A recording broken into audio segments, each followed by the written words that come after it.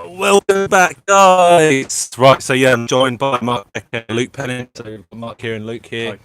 Another episode of the 12th Man. It's been a week since we were last on. Who was on with last week? Ben Bloom, Alex Griffin, and Regan Tuck. We talk about all things Ipswich Town, but obviously a lot's happened in that week, boys. Let's start firstly with Ipswich 5, Colchester 0, Ipswich 5, whatever you want to talk about. But in terms of that brilliant performance, let's start with obviously Luke. You went to the game, didn't you? So we'll come to you for a partial. I thought first half, obviously, it took us a while to get going. Obviously, I think the first minute they put a shot through to Norwood, had a chance. But I think with it, whether it's one touch off his head, touch off his heel, one of his toe, and some so with Vincent Young down left hand side and Gambin and seen such. I think another player we talked about before we come on is Idrissel Mazuni, and I think his he was playing really well, and his great pass through to Rowe before he got taken down for Norwood's penalty. I think it was great. It was a sign of things to come. So I think it's positive in the first half. Second half, a completely different story in my opinion. Definitely. Norwood's hat trick, probably come on to that a bit more detail in a minute, but yeah, amazing. I think it helped as well with having the two strikers up front. A lot of people have been calling that for that. I think having Jack's pace actually trying to get beyond defence, so that there wasn't many chances in the championship last season where he was kind of clean on past defenders. So I think in the lower division, the division down, it gives him a chance to kind of show what he's all about, really. But I think good signs. Yeah, overall good game. Obviously, Mark, you didn't go to the game, but not. tell me what you saw from the game that gave you an inclination of how we done. Norwood's got the perfect start though, really. Probably Planet Blue are loving him, to be honest, because they've sold a million Norwood shirts in the club shop. But yeah, really, that's all you can expect, really, from what we've been told. Norwood is this type of player. He's going to get us goals. We've seen so many false storms at Ipswich last season. Obviously, less said about the better. But it's so refreshing to have a striker come in, banging a hat trick in his first game on English soil for us. Really. It's promising, isn't it? Yeah, it really is. It's a great start to pre-season. Not to put it down on things, it's only pre-season. So as much as we're all delighted about winning 5-0, on the flip side, we don't want to be too down about losing 4-1 to Fortuna either. No. It's pre-season. It's all about fitness, but take a 5-0 win against Colchester, especially when they've been big enough. They were going to come up next year, and they didn't, and then they can't back up, really. So. Yeah. Definitely, 100% agree. Obviously, pre-season's there to get fitness primarily, but results don't really mean anything until you do win 5-0, and everyone's like, oh yeah, we're going to win the league, we're going to do this, we're going to champions it already. Anyway, Caden Jackson, without going into Norwood too much, you can give and take that situation. Obviously, Caden Jackson came back into the game, and he'd been struggling to hit early pre-season, but two Chester and goal and one for Norwood as well. He's pretty. Yeah, I think I saw and the film in very season he actually had shots. Kind of myself was quite clinical. Second half story. I love particularly the jink pass. Starting it in the net, and obviously with the first goal, I think it was Kennock's. No, kind of like little. The path of Jackson, it was kind of quite instinctively. It's much easier for us to go and gauge from League 2 1. It's kind of a more theoretical stuff rather than League 2 or League. Are you happy to have him back? Delighted. I think last season as well we were looking for that creative midfielder. There's a lot of times similar to who shall not be named, where we had negative midfields. You were just waiting for that one player, that dynamic midfield player who can turn the game on its head, bring the ball out of defence and bring others into the game. And Emma was always that player, even, under McCarthy when we had him. He was that player, but sadly, under Hurst and Lambert last season, we didn't get to see it. No. So, everything crossed, touch wood, it'll be a good year for Emma. Hopefully, he can get him back in the goals. A bit like John Nolan. John Nolan's a very similar player. just got to keep him fit. Really, that's the main thing. I think a lot of our fitness regimes have been questioned. To be fair, a lot of people have been coming out and saying why are our players getting injured too much. Obviously, Lambert's come out and said I think it was 7 or 8 players are currently off injured at the moment, which is worrying. Do you think that the coach and staff maybe need to look at how they train the players and what they do to them at the moment? Do you think the strength and condition is what's causing the problems? I think it's a tough thing to call because we've had this for so many years. The frustrating thing about last year, McGoldrick was such a talent for us, and then it was always hit and miss of injuries. Goes to Sheffield United, plays an absolute storm this season, gets them promoted. Webster the same. We all saw what Webster could do, just not in long enough spells because of his injury problems. And now, them injury problems are gone, and he's somehow been linked with £30 million move, whether that's true or not, or just paper talk. But, I haven't heard that. Who's that to? This was a few weeks back. He was linked with 30 million. I think it was very much inflated. Really? Which was a nice sell on for us. But it's one of them things. I think something needs to change, but I'm not the man to give you that answer. Really, it's just the way Ipswich are. I think we always seem to get the player at the wrong time in their career, or maybe like you say, maybe it is strength and conditioning. Even some of the younger lads, you've seen Andre's had a few problems. Teddy's having a lot of problems as well. Ben Morris and Ben Bellamy as well. We've had a lot of players who've had a lot of problems. So there's a deep-rooted issue there, but it's just finding out what it is. Other clubs have gone for it. I think West Ham in the past always had that problem where they'd always have a load of players out. Arsenal are the same. It just comes around swings and roundabouts, really, I think. But if we're not tackling it, we're not dealing with it at all. So it does need to be looked at, really. Yeah, 100%. Obviously, an area that's hit by either injury spells or players sidelined through suspensions is obviously centre back, and we've had obviously James Wilson come in. Obviously, mutually broke off his contract with Lincoln after they got promoted to League One last season. You know a bit more about him than I do, I would say. But when he came on the other night, he didn't really have anything to do, but he looked comfortable and looks like that kind of squad player that we could benefit from signing. Yeah, I think obviously with NCR missing the first part of the season, or I don't know specifically how many weeks. I think it's 6 weeks.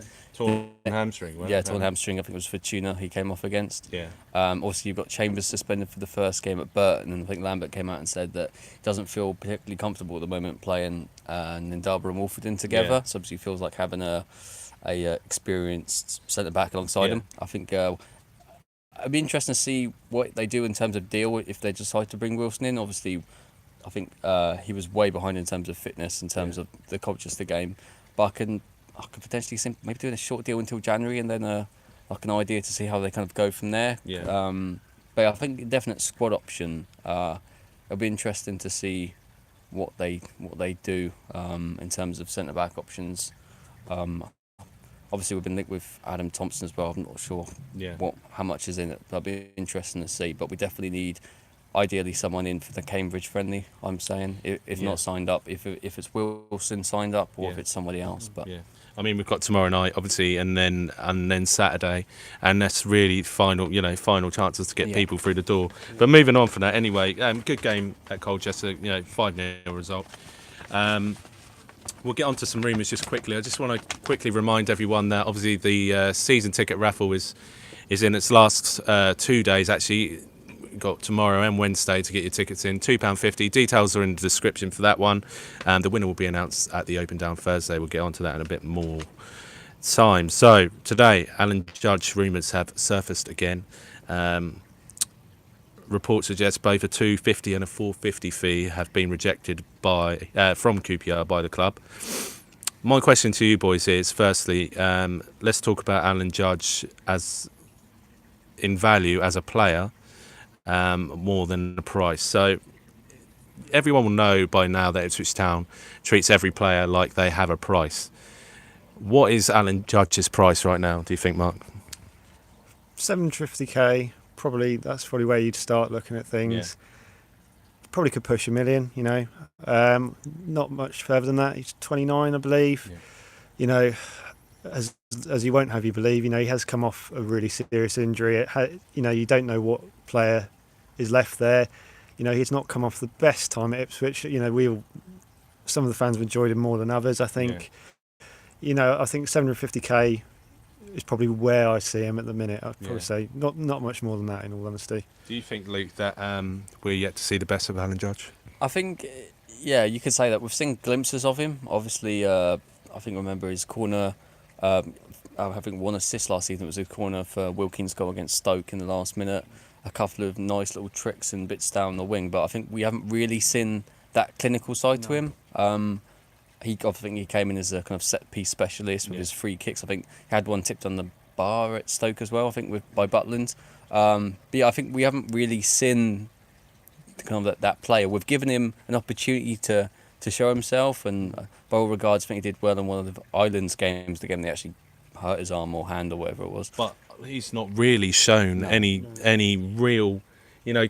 I hear everyone talk about Alan Judge as if it is our saviour, and I don't know what you guys think about that. So make sure you leave a comment and let us know. But in terms of Alan Judge, he's a fairly decent player. For me, I'd rate him as our Wes Hoolahan under Paul Lambert, and that kind of player that we need to get up. But at the same time, if we were to lose Alan Judge, players like John Nolan, Gwion Edwards, Teddy Bishop when he comes back, hopefully, El Mazzuni, even Flynn Downs could benefit from, Alan Judge actually moving on. And I know this sounds stupid, but I think we rely on him too much. Yeah, I think the question was, and it's a question for Judge to answer himself, where he sees himself as a player in his position. I think when he came in initially, he was very much adamant that he was a number 10. And we haven't really seen him as a number 10. No. And I think I think Lambert favours a 4-3-3. We saw a few variations you guys saw against Colchester. But, if he's going to play in a 10, and even if he's not playing in that 10, if we're playing him at left wing or centre mid, you're sacrificing a position there to fit a number 10 in. Yeah. So a lot of times last season, with the left back not going forward, Judge would be on the left, cutting in to basically play a number 10. Yeah. And we'd have no one on the left side. And same if he was dropping deeper into centre mid, you're losing the centre mid with combative centre mid in there. Like you say, Flynn Downs, as much as he's not a creator, he's someone who's going to get in the face of the other team. Judgy is fierce. I think we saw a few little fiery sides out of him. Norwich game, apparently. Whether you believe that or not. But I think it's a question whether Lambert values him, where he sees him in his team. I see him as number 10. I'd like to see us play 4-2-3-1, but I'm not Paul Lambert. Paul Lambert may see us play otherwise. Luke Garbutt is a sign that we're going to be probably playing more wingers. Rowe's getting more of a chance now. So I don't know if we can, I feel bad for saying this, carry Judge in a position that's not favourable to him or favourable to the team, really. No. But that's the thing, last season they kind of gave him a free role. Even though he played left midfield, most of the time he was either went left wing or naturally went into the kind of like the whole area, because I think when we were playing when we were playing Jackson last year, he naturally drifts. So the problem is when we were having crosses into the box, there was no one in there. Judge wasn't centrally, he was the one delivering the crosses. Jackson was going wide and you had no one there. So I think on the opening day at Burton it'd be good to play a 4-2-3-1, but as we were saying, with the lack of wingers, obviously we've got Edwards injured at the moment, Lancaster's injured at the moment. Judge would possibly, will fill that winger's position, which means he won't even play number 10. No. So exactly, completely agree. And it's not a question of his ability, but to be fair, him as a player, I think, you're right, he does tend to drift. But in a sense, I think we are ignoring the fact that he hasn't moved up to Ipswich. He still lives in West London. I think Championship is his level. I think it's fair to say that. But I thought that he needed a step down to League One to reignite his career, and I thought that's where he was at the point when he joined Ipswich. Me a bit like Bradley Dack. Bradley Dack, I think he was sort of hovering around the Championship, and then he obviously had that amazing few years at Gillingham, went to Blackburn, and there was all that talk, will he move from Blackburn to even a Premier League club? I think hard to compare the two because Dack was a revelation really for Blackburn, but Judge could have that impact. Like I said, if he's played in the right position as a number 10, he could have that impact. But at the minute we don't know. And like you say, if it's down to Judge, I think he will stay. January, if he has a good sort of first few months for us, that could be a different story. I think what we're asking him it really is to do is to reignite his career and then go, because we'd benefit from that. The player he was at Brentford, where I think before his injury, before Hyam did the tackle on him, he was, I think, poised for a Premier League move. So if we can get him back to that form, great for us. But all the issue is with us is whenever we get a player playing in a decent form, they get snapped up or are going to get snapped up. So that's the worry. We need to play that to our advantage, because obviously we've got a plethora of players that could be moving on in the future. And like I said, those players could benefit from Judge either being here or not being here. But anyway, let's move on from that. Obviously, Notts County tomorrow night. We've got a number of players that are going to feature. It's likely that those players that played in the second half would start the match, and vice versa, the ones who started would end the match. In terms of what we need to do, we need to go out there and play pretty much the same as we did second half. But in terms of players that we need to see, I'd probably say Wolfenden and Darber need to come in. Would you agree, Luke? I think Wolfenden and Darber haven't really seen much of them this pre-season. I think Wolfenden had a couple of mistakes for some of the goals at Fortuna, and I think the other friendly beforehand, I can't remember the team, I think he had a mistake there as well. And then Darbar, I saw him play a lot for the under-23s last season. I think he actually had a really bad game for the Birmingham under-23 game, which is why he didn't play against, I think, Leeds and Sheffield United last season. So I think interesting to see those. Personally, obviously, we'll hopefully have Barton goal for the full 90 minutes, because we had Holy at Colchester. I think it'd be good as well for Bart, I think, obviously with the speculation of this Millwall move, the fact that they're still looking for another goalkeeper. I think this might be something that goes straight on until the end of the window, if I'm completely honest. I think from what I've seen, it's kind of still playing in his mind. He made a really bad mistake at Fortuna Düsseldorf in the Interwetten Cup, and I still think that he needs to somehow get out of his game. I'm not sure if it's putting the speculation to bed or leaving the club completely, but I think whilst he's in this uncertain predicament, there are going to be mistakes in his game, and I think it'll be good to give him a full 90 minutes at Notts County. I also think playing Garbutt again, maybe left back, obviously. He was a bit rusty, weren't he, at Colchester, having not played any football? Yeah, I think he was obviously quite rusty. I don't think it really helped having, obviously people can have different opinions on this. Tristan Neidham at left back did good defensively, did some decent tackles and won the ball back a couple of times. But in terms of going forward, being that tended to turn round a lot, didn't he? Penlock, he'd play a lot of backward passes, and you think the move would progress, but it wasn't really going to. And I think it really, you saw a lot in the second half. I think 2 of the goals come from balls through to Kenlock, who whipped them in the box, and we didn't have that attacking threat with Neidham, and obviously with someone that was going back a lot. Not a lot of passes were played forward, which means Garbutt wasn't really getting the ball on the left-hand side, and he had to come in a lot in the centre, and a lot of the attacks in the first half came down with Rowe. So I think it'll be decent to see potentially play Bailey Clements at left-back. He came on in the second half, played left midfield. But I think there's a lot of players that played in the second half that should be given chances. I think it'd be good to see Emma Hughes get a full 45 minutes if we can. Obviously, Cole Scouse will probably play as well. Dynasty, and it'll be interesting to see where they play him. If they play him in centre-back with either Ndaba or Wolfenden and switch him in and play Emmanuel at right-back. Or play Roberts as a striker, so obviously played on the wing at Colchester. So I think it'll be interesting to see to see what happens, really, because obviously with the injuries that we have, and if we don't manage to get in Wilson or don't manage to get in anybody else, Lambert's been saying for a while, I see Janoy Dynasty as the centre back. We haven't really seen that. We have options, and like you said there, you spelled it out basically. Those players need to come in. My question is really, and this one goes out to everyone.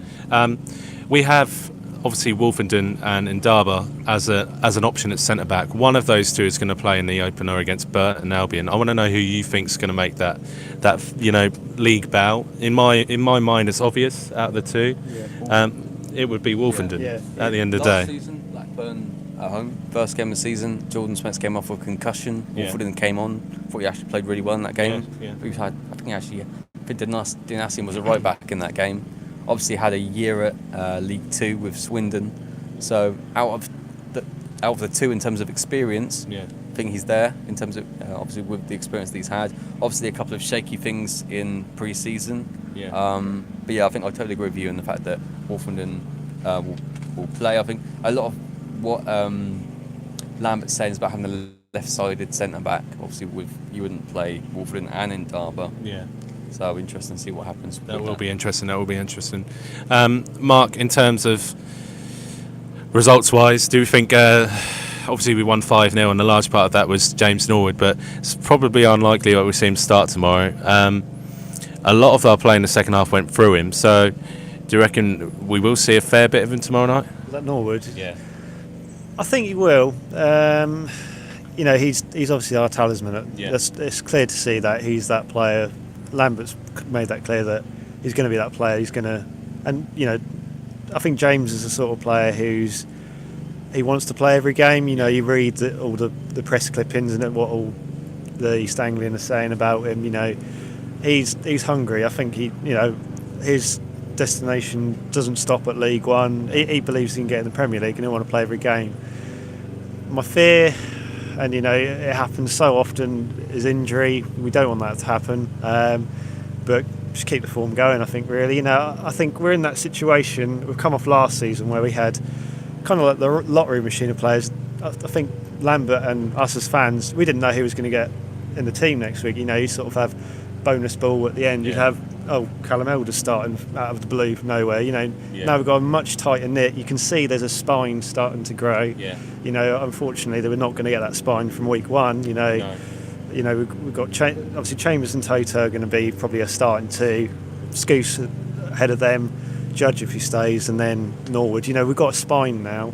And I think it's important to build that because we didn't have that last season. No. As much game time as possible is always a good thing, but like you said, we've got a lot of youngsters that need game time. I think they need their time as well. So we'll see a mix. I think Norwood will start still, but maybe only 45 minutes this time. Just touching another thing on Norwood. Most of his time throughout Tranmere, he basically played more or less every game. Yeah. In terms of injuries, I was looking the other day, he's barely had any injuries in his time as Tranmere. So what you're technically saying is that would be interesting to see if Norwood did actually pick up an injury outside of the pitch, because all of our players are ending up injured, and I want to hear what everyone's thoughts are on that as well. Is it really that bad in training that all these players are coming out injured, or have we just got a crop of injury-prone players? Yeah, I think that's the thing. It's like a lot of people could probably complain, but we changed our fitness coach obviously when Jim Henry came in, so that can't really be the issue because we've got someone new in. Maybe it's something to do with the AstroTurf or the pitches at Playford Road. Maybe something to do with that. I don't know.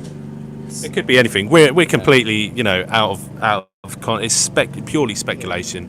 Obviously, people are talking about it, so it's got to be mentioned. There was a big thing made about it last summer. When Hurst came in, he sort of said we were miles behind with sports science, and we still didn't really see any benefits from it. There's still players. Obviously you can't help. There's contact injuries. Players do get injured in games, but there doesn't seem to be any progress. Like the club, as much as Hurst's tenure wasn't very successful, there's still lessons to be learnt from it.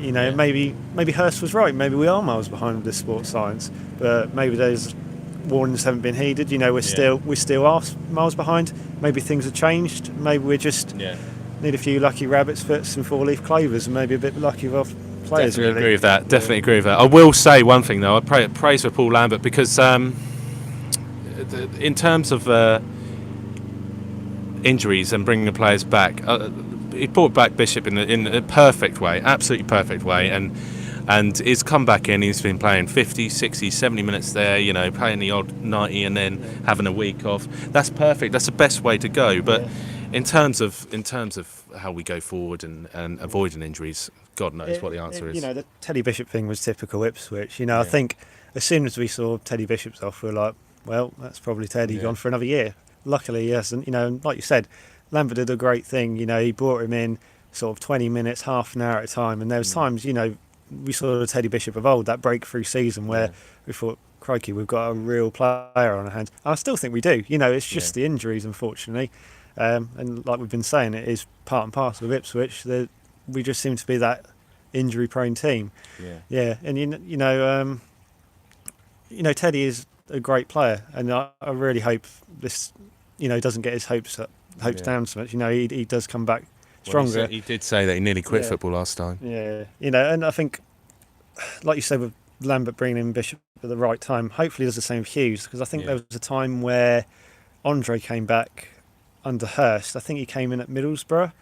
We were 2-0 down, and you know what Tony Pulis Middlesbrough sides are like. Yeah. You've got about 10 6'4" players on the pitch. It's not a great situation for Andre to come in. Lambert is very shrewd with that, and hopefully we'll see the benefits of Emir as well coming back. I think with Emir as well, I think he was named on the subs bench for the Rotherham win last season. He could have played then, obviously didn't play, and injuries have passed. But I think, it'd be good to see him. I think it would probably play Burton open day, but it'll be about 20 or 30 minutes slots. So it won't be like a 45 or. We've got a lot to think about come the start of the season, but obviously let's just take a chill on all the news and the injuries and everything at the moment. But this Thursday, boys, got the open day, a brilliant chance for everyone to get down and meet their favourite players. I'm sure the Norwood will have his own table for the amount of people who want to see him. But he'll have like a Game of Thrones thrown in the corner where everyone's going over one and having a picture. But the bloke is definitely that marquee sign we wanted. Albeit it was for free. It's really shrewd business from Ipswich Town. But in terms of what the open day gives us an insight of how things are done on a daily basis. You get to see all the stalls. Ipswich Town ladies will be there as well. You get to mingle with them and find out how they work. And it's something that I've had a keen interest in is how they do things behind the scenes. And they need all the support they can get, because this season they're going for a promotion as well. Yeah. So all the stalls there, get to see the training. I think it's open training session from 11:15, 11 o'clock. But gates open at 9:15. I'll be down there, and if you're there, come and have a chat, because it's about the fans at the end of the day. What do you think? What's going on in your mind? What kind of situation are we going to be in come the end of the season? So let's just quickly draw away from that. I did see someone put there a second. What are our predictions for the league? I know what mine is. We're going up as champions, but let's go to you then, Luke, quickly. What is your prediction? I've seen a whole array of predictions trailed around by Ipswich Town related accounts, whether it be on Instagram, Twitter, or whatnot. People were saying we're going to get 100 goals, 100 points. 100 points, 100 goals. I've seen weird accounts where people are saying they're predicting us to finish 14th, which I completely don't see. I don't really know. I'm never really one for predictions, but I kind of do it by judging the teams that I predict will be around us. Obviously, I think Peterborough are going to be up there this season. Does some good business. Quality signings, absolutely quality signings. Bristol City, obviously Frankie Kent from Colchester. You can see it in their ticket pricing as well. That they've spent too much money. Yeah, I think the League One derby though, they always seem to be like in and around the playoffs, and then they don't get there. Sack the manager, start again. Clear out the squad. Hasn't Darren Ferguson had three tenures at Peterborough now? Like that. I think it's just ridiculous. Obviously, the kind of reception he gets from the fans and the relationship he's got with Darren McAntony is good, but it can't be that good, surely, if they keep getting rid of him. I think it's a bit part. But moving on from Peterborough, you're saying Peterborough's, I imagine you're going to say Sunderland and Portsmouth as well. Sunderland, Portsmouth. They're Up there as well. I think they've got some. Gillingham as well? Got some good players. Is that because of Steve Evans or? Steve Evans obviously done it with Rotherham, got them up. Obviously they sold Tom Eaves to Hull. Yeah. But they brought in some good. Well, he actually left on a free, didn't he? Yeah, left on a free to Hull. They've brought in some decent players. Yeah. I think they've done some good free transfers. Obviously they've sold Holly to us and there, but I think they'll be up there. I'd probably say for us, as much as I want to say champions, I can probably see us being second. All right, that's fair. That's fair. What about you, Mark? You seem like a pessimist, mate. I'm a little bit. It's just there's been so many false starts, but I generally am confident this year. Yeah. I think there's been so many times where we thought this is going to happen. We are going to something special is going to happen here. Yeah. I think this year is our year. You look at our squad, and I've looked on various other YouTube accounts for other League One teams. Everyone else is gunning for us. They all think we're going to finish in those top two places. Yeah. But it's a tough league. Sunderland have learnt their lesson. I think they probably underestimated us. It's just a lesson for us to learn there, not to underestimate League One. Portsmouth, they've lost some key players. Matt Clark, obviously that helped us out. or Marcus Evans out, whoever you want to say, with a bit of money going in his pocket. Lincoln again. There's always Lincoln of that team. Are they going to be in Luton? I could see it. They've made a good signing. Still got 78% of their squad that they got promoted with. Yeah, so. which is crazy, really. They've brought in. I think they've brought in Jack Payne and George Grant, two sort of attacking players. Yeah, so that's some good signings there. The Cowley brothers are known for sort of a little bit long ball, but the players that they've took from us on loan. They took Rowe and Roberts. There's some dynamism there as well. Yeah. But yeah, generally, I think we will do it. We will do it. We won't get off to the best start because of the situation we're in. We haven't got a good portion of League One experience. I think it's a really big year for Toto. I'm praying that anyway. I was loving him towards the end of last season. Yeah. Mainly for his just coming. We had an 89th minute corner, and you just see him rise from the bench just to come and cause absolute havoc. But I think it's a big year for him. John Noland again. A lot of these players, like Luke was saying, her signings were coming into their own. Going back to Caden Jackson, I think he's very intelligent with his runs. Yeah. But in the Championship, you're going to get that one chance. Yeah. In League One, you might get 2 or 3, yeah. and if he hits in one, bonus. Norwood will knock in the other 2. It's fine. Yeah, so exactly. Yeah. So you think we'll do it then? Yeah. Yeah, I think we will. All right. In terms of Ipswich Town, and I think you'll agree with me on this one. Probably the best prepared football club to enter League One in a long time in terms of personnel. When Paul Hurst brought in those players such as John Nolan, like you said, Toto Nsiala, even Caden Jackson to an extent, Ellis Harrison, those players, those 4 in particular, were ready to step up to the Championship, but not into a team that had no Championship experience. Especially when we gutted. I can't remember the percentage, but obviously lost McGoldrick, Waghorn, Garner, Selina went back. For them to come, that was a hard thing for Caden last year. I think he didn't get the run of games because of the amount of players. 1 week it would be Quinar, 1 week it would be Keane, 1 week it would be Roberts, 1 week it would be Jackson. He needs a run of games, and I can't see that coming right away. Norwood's going to be up for it. He's not going to want to be dropped for any games. But if we go, 4-4-2 like we did at the end of the Colchester game, there's a chance for Caden there, and the pressure will be off him as well. If he misses a chance, Norwood may not miss a chance, and vice versa. I don't think Norwood's one. He's a very confident lad. They'll help each other, which is a good thing. Whereas when him and Harrison came in, it was very much right. Your marquee signings at the time for the fans, not if you look at. They were just given 9 and 10 too easy in my opinion. And you look at the squad numbers for this season. Yeah. It just shows you how strategic it actually is when you give out a shirt. Yeah. I think it'll be interesting because obviously with this year, so many more games. It's 50+ games if you count the EFL Trophy, the 51, the Checker Trade, the Carabao Cup, the earlier rounds of the FA Cup. So it gives.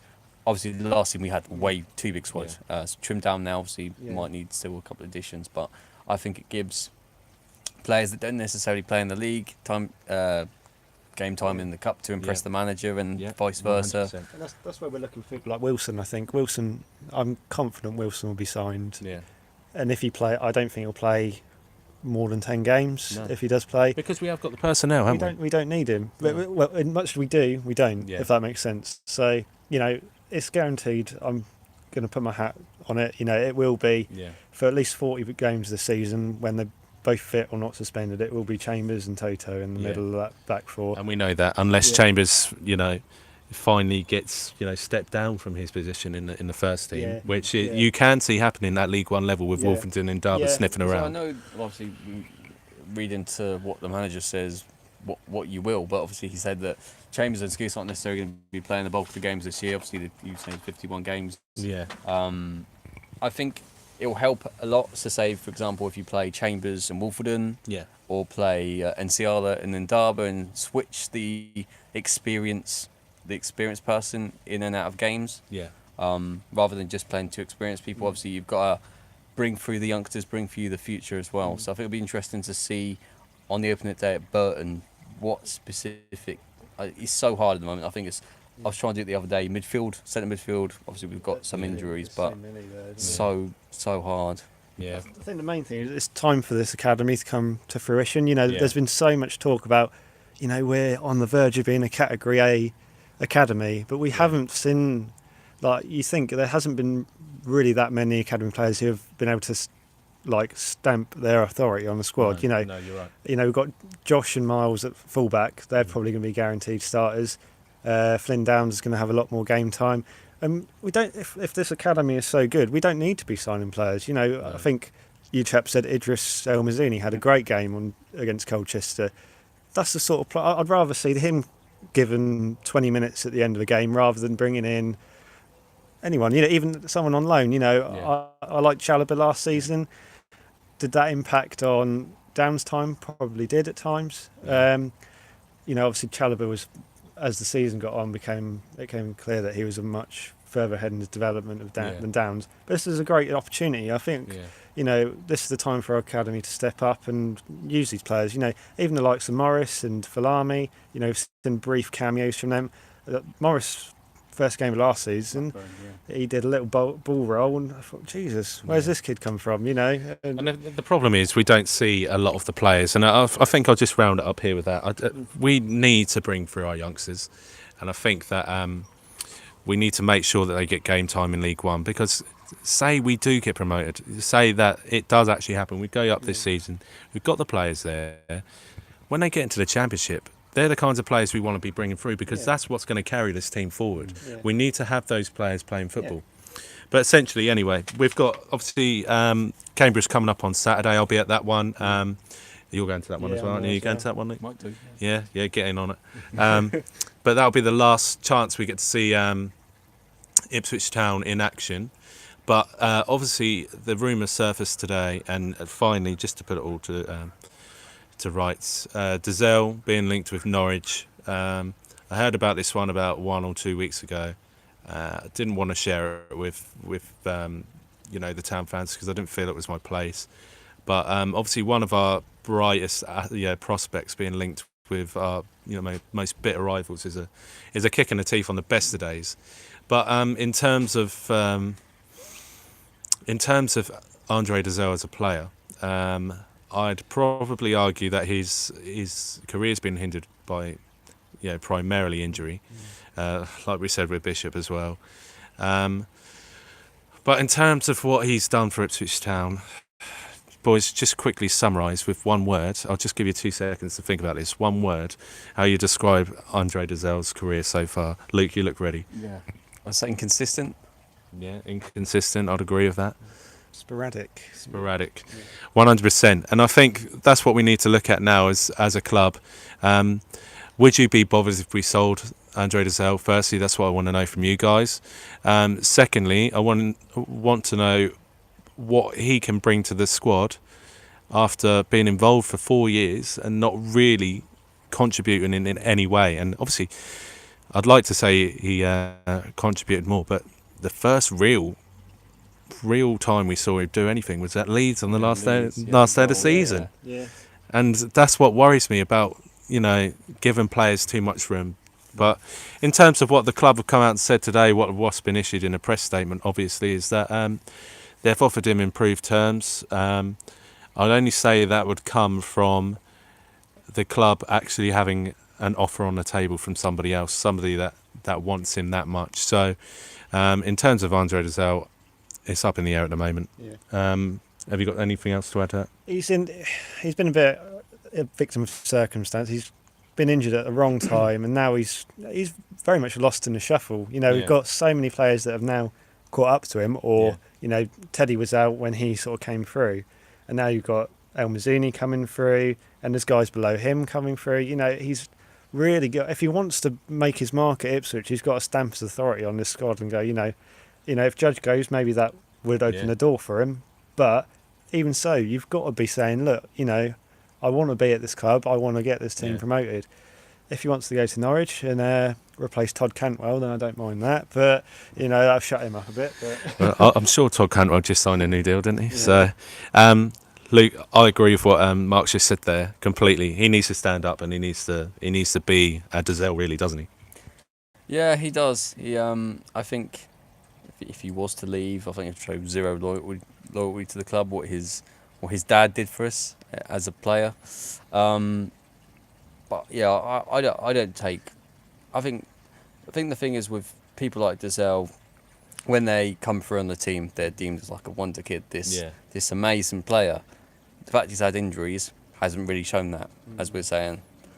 He's a player with potential. Totally right. Obviously has his absolute raw ability. You can see that in how he strokes the ball and what he does with the ball. But we're talking last season he played 10 games, minimum impact in all of those games. That's the thing. When Hurst, when fans or some fans were calling for him last season, Hurst, I think, wouldn't even put him in the under-23s, and then when he was in the under-23s, he wouldn't put him in the first team, and there was this whole debacle with him wanting a chance, not getting a chance. When he got a chance, he didn't do much, and then obviously last game of the season scores. So as it went on, I think Hurst gradually, as his days were numbered, he just got so desperate, and then Andre, like I said, came in at Middlesbrough. That's not the game you want to be bringing him in. He's got to be making them cameo performances. I think. But if we can't bring him in a game against Middlesbrough, then who can we bring him in against? Exactly. I think the best performance last season was probably West Ham in pre-season. You know, he played that beautiful part. That beautiful, you know, the glory days of West Ham pre-season. Even though we lost that game, that was sort of the false dawn that we were all hoping for. But they did the same with Lancaster last season as well. We were losing to QPR at home, and they brought him on against QPR. Yeah, that's the thing I've noticed. Obviously, with these wonder kids, with these players that I deemed are like high properties, they always get brought in games where we're losing, so their primary focus is fledged on them. It's like, oh look, our young player made an appearance today, he did well, or you know. So he started off in the worst way, you know, scoring on your debut, did he beat his dad's record or equal his dad's record? 17. You know, it's only going to go. You're either going to have to raise your game, and like you say, he should have been stamping his authority on the team. Or he's just sort of. I think that's what we expected, and I don't really think we don't all agree on the situation. But for me, at the end of the season, he was one of the players I would have sacrificed to bring money into the club, and that would have been gone hand in hand with Bart, to be fair. But anyway, lads, thanks for tonight. Obviously, we had a chat about quite a lot of things, and thanks for joining us as well. Obviously. We have the open down Thursday, so if you're there, give me a shout. If you see me, wave me down. We'll have a chat. I have my microphone and we'll talk about things. But in terms of the club going forward, obviously we've got the game tomorrow night, the game on Saturday, and then we're 2 weeks away from the season. I mean, how exciting is that? That's good. So we've sold out our allocation today. Yes, but Burton Albion is sold out. Can we sell out Sunderland at home? Come on, guys, get your tickets in. But in terms of the season ticket raffle, details are below. Make sure you get that in. £2.50 a ticket. Get as many tickets as you want. More tickets, more chance of winning. I would assume. If I'm dipping my hand in and picking one out, you know it's likely. But in terms of the season, it's really exciting. There's lots of ins and outs or what's going on. But boys, thanks for joining me tonight, and thank you everyone. And I will see you at Cambridge on Saturday and Burton the following Saturday. But we'll have an episode between then. So, in the meantime, come on, you Blues.